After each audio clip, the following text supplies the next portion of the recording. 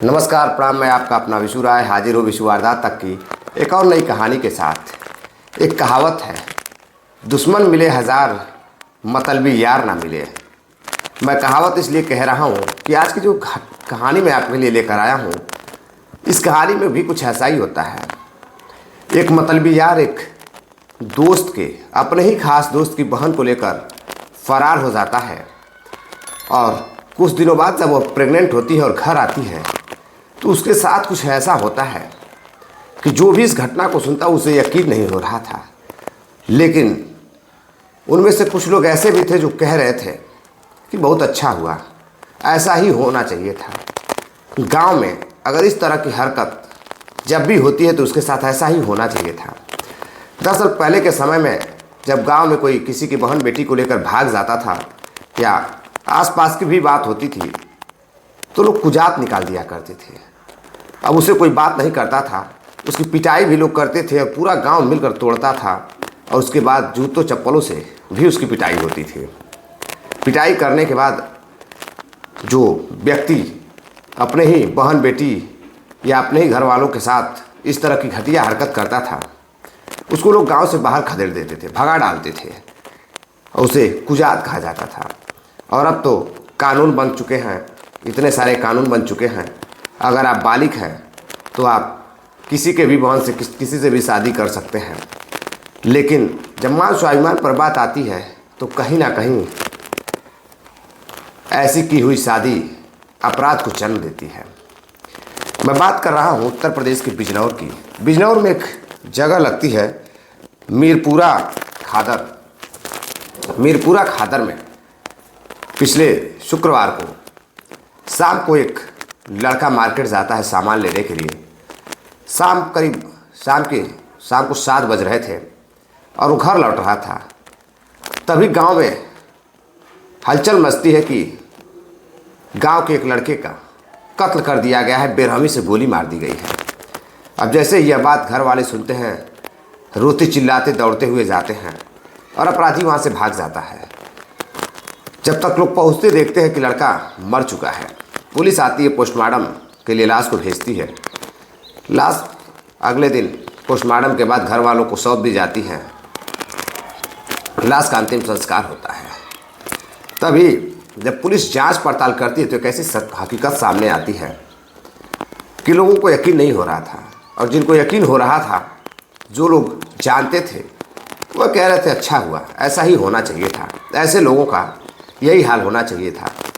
लेकिन कहीं ना कहीं कानून को अपने हाथ में लेना यह जायज़ नहीं है। बिजनौर के मीरपुरा खादर में एक ही गांव में, एक ही मोहल्ले में 2 दोस्त रहते थे। एक दोस्त का नाम लवलीत और एक जो उसका साथी रहता है उसका नाम ब्रिजेश रहता है। दोनों ही काफ़ी अच्छे दोस्त रहते हैं, बचपन से ही साथ में पढ़ाई लिखाई करते हैं। जब भी स्कूल जाते एक ही साइकिल पर दोनों बैठकर स्कूल जाते, कॉलेज जाते। कॉलेज की पढ़ाई ख़त्म करने के बाद धीरे धीरे दोनों एक दूसरे से दूर भी हो जाते, कभी किसी काम पर चले जाते, फिर जब वहाँ काम से लौटते तो फिर दोनों मिलते और अपनी दोस्ती के धूमधाम से चर्चे भी कराते। दोनों कुछ ऐसा ज़रूर करते थे कि गांव में ब्रिजेश और लवलित के चर्चे भी रहते थे। एक अच्छी दोस्ती के तौर पर भी दोनों के चर्चे थे। दोनों बेहतर दोस्त थे। दोनों एक दूसरे के घर भी आते जाते थे। दोनों के परिवार के साथ दोनों का उठना बैठना था, बेहद ही लगाव था। इसी बीच एक दिन जो ब्रिजेश होता है वह अपने तालाब के किनारे जाता है और एक लड़की घास करने वाली उधर बैठी रहती है तो उस पर कुछ कमेंट करने लगता है। तभी एक दोस्त लवलीत से कहता है कि देखो तुम्हारा बहुत ही खास दोस्त है, गांव की ही लड़की को कमेंट कर रहा है, यह अच्छी बात नहीं है। तो लवलीत कहता है कि ठीक है करने दो, उसकी मर्जी है, कौन सा अपने घर की है। लेकिन अब दोस्त की बात रहती है तो लोग सोचते हैं शायद लवलीत खास दोस्त है तो ब्रिजेश को कहेगा तो ब्रिजेश समझ जाएगा, तो ऐसी गांव की लड़कियों के साथ नहीं करेगा। कुछ दिन और गुजरता है, रक्षाबंधन का पर्व आता है।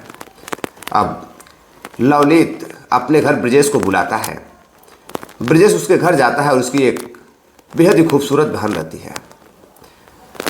उसका नाम रहता है सीमा।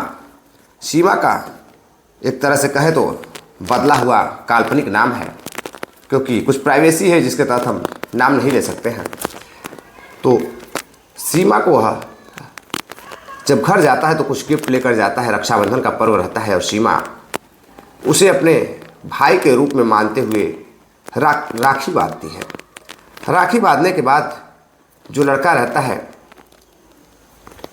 ब्रजेश, वो बेहद ही खूबसूरत रहता है। फ्रेंच कट दाढ़ी वाढ़ी रहती है और काफ़ी स्मार्ट रहता है। कुछ पैसे भी देता है, कुछ गिफ्ट भी देता है।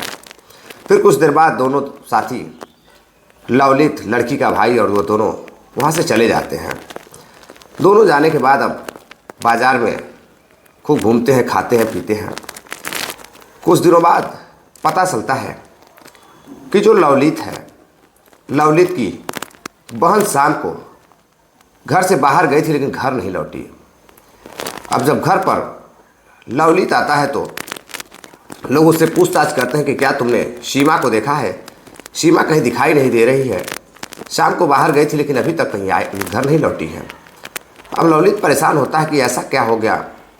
तो फ़ौरन ही अपने साथी के घर जाता है, ब्रजेश के पास। तो पता चलता है कि ब्रजेश कहीं गया हुआ है, ब्रजेश घर पर नहीं है। अब लवलित हैरान परेशान होता है और आसपास लोगों से पूछताछ करने लगता है। इसी बीच जब लड़की का कुछ पता नहीं चलता है तो लड़का और लड़के के परिवार वाले पुलिस थाने पहुंचते हैं और जाकर वहां शिकायत दर्ज कराते हैं लड़की के गायब होने की। कि लड़की उनकी शाम को बाहर गई थी लेकिन अभी तक घर नहीं लौटी है। उन्हें उम्मीद है कि किसी ने उसके लड़की का अपहरण कर लिया है या फिर उसके साथ कुछ बुरा हुआ है।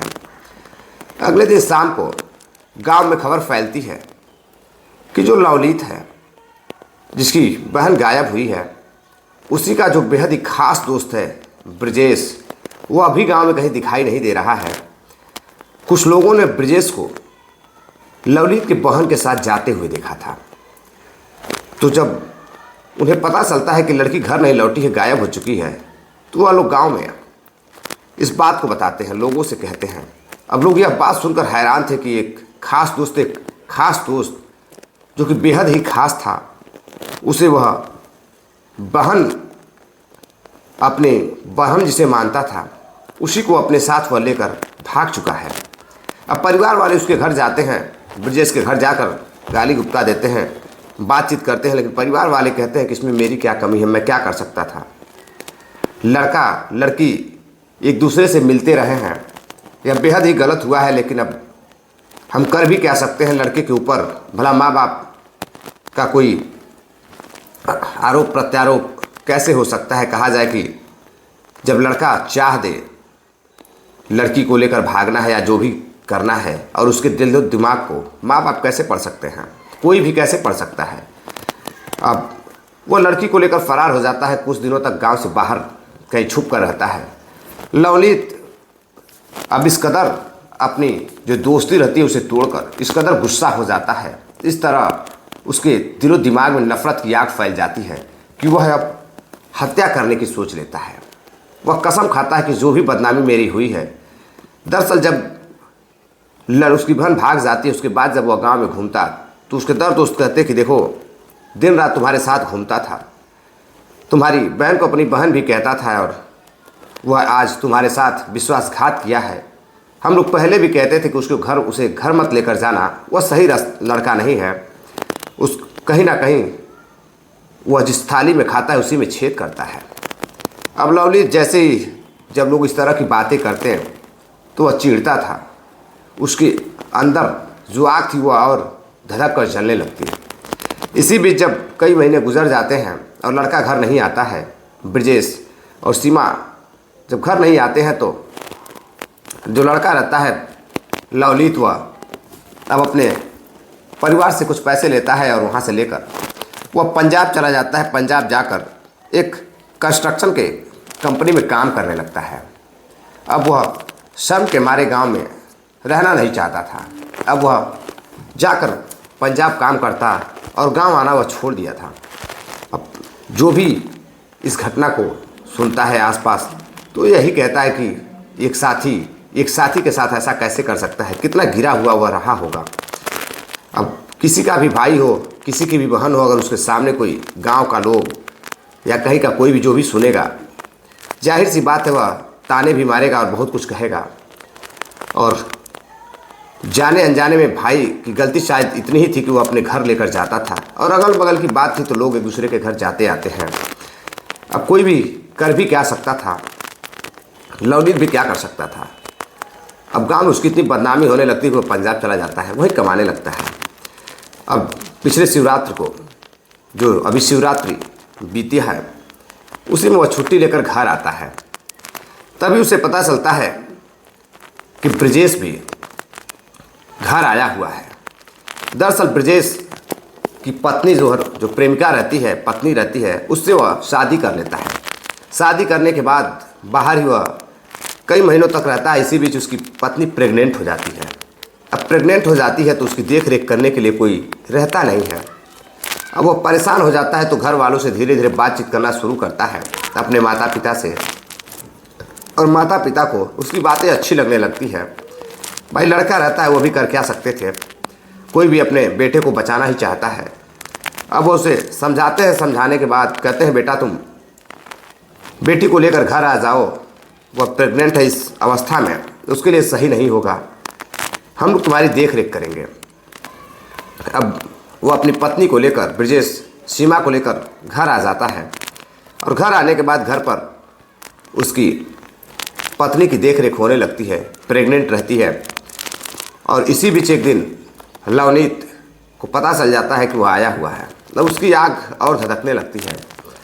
लवनीत अपने घर से सामान लेने के लिए पिछले 8 मार्च को शाम को घर से बाहर जाता है। और जब वहाँ से लौट रहा था, करीब शाम के 7 बज रहे थे, तभी वह देखता है कि सामने से ब्रजेश भी आ रहा है।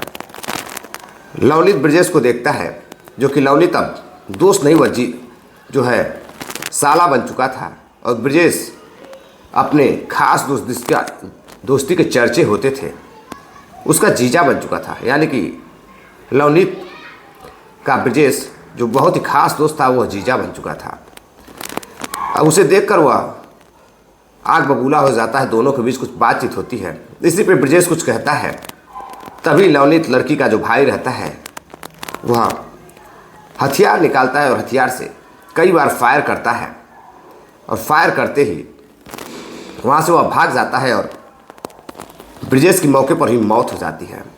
अब जैसे फायरिंग की आवाज़ लोग सुनते दौड़ कर जाते देखते तो गांव का लड़का ब्रजेश, जो कि कुछ दिन पहले ही अपनी पत्नी को लेकर आया था, वह लहूलुहान पड़ा हुआ है। लोग हॉस्पिटल लेकर जाते हैं तो वह डॉक्टर उसे मृत घोषित कर देते हैं। अब गांव वाले जो भी इस घटना को सुनते वह हैरान रहते हैं। और उसी में से कुछ लोग ऐसे भी थे जो लोग कहे बहुत अच्छा हुआ, ऐसा ही होना चाहिए, ऐसे व्यक्तियों के साथ ऐसा ही होना चाहिए। किसी का भी भाई हो, किसी की भी बहन हो, कोई भी इस तरह की घटिया हरकत अगर करता है, गांव में समाज में बदनामी होती है, तो सही एक तौर से देखा जाए तो लवनीत ने सही किया।